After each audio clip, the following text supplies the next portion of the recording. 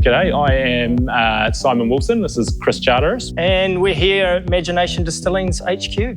Chris and I actually first met in London, and then we next seen each other in Nelson. Chris had picked up a job cheese making there, and I was working there in the hospital. I was a new dental health surgeon there. Nelson's beautiful for all the cheeses and the hops that it grows, and because of that, everyone brews beer.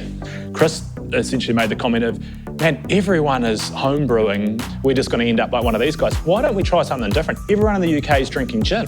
On that comment alone, it just made sense. So we've both had a similar mindset. If you're going to do it, you might as well do it well. And if you're going to do it, you might as well do it big.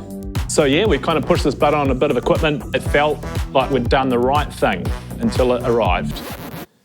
And we realised there was no way it was going to fit in the garage, let alone have enough power to run the thing. Through a great series of events, we managed to fall across almost a second-hand piece of equipment, which was less than a quarter of the size. And that allowed us to make 50 litres of gin at a time rather than 400. And we managed to cut our teeth and make a few good ones and a few bad ones. Yeah, I think the biggest changing point for us was mainly when we started doing tastings outside our friend group. And then getting awesome feedback on that. And I think that prompted us to then go, cool, this is going to be better than what we thought, you know. This is gave us a confidence, I guess. We had the idea to go commercial, and I can do most of the legwork during the day while Simon's at the dentistry, and then at night time we'll reconvene and carry it on. We had a few more connections up in the Kapiti Coast. Carl was the founder of Tuatara Breweries, and he had a space that he'd grown tuatara out of for 15 years. And so I think he was probably behind it all pretty chuffed to see a couple of young fellas coming through with a bit of a pipe dream. I think Chris just looked at me one day, he's like, if we're going to go in, we might as well go all in. We threw a bunch of cash at it, thinking we've got nothing to lose. And I think we're really fortunate to be developing our own story. You know, a dentist and accountant making gin.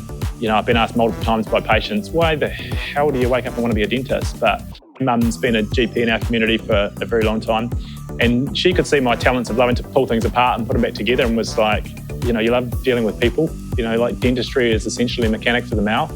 And it is, I love it. You know, we get this instant gratification of taking something broken and fixing it, and we take a lot of pride in our work. I'm very fortunate that we can straddle between these different worlds. It kind of makes the dentistry more fun as well. There's plenty of patients where they want to know what's in the mouthwash, that's for sure. And certainly having Chris holding the reins up here with the background and his knowledge is what makes it work.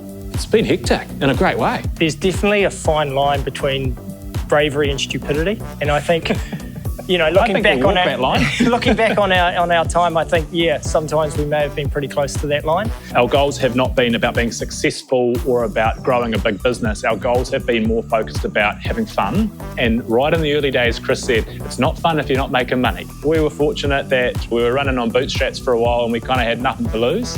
And it was growth and it was fun, and our goals of learning something along that journey have all been ticked. And now we're fortunate enough to be in a position that we've got that growth. That just keeps really the wheels in motion.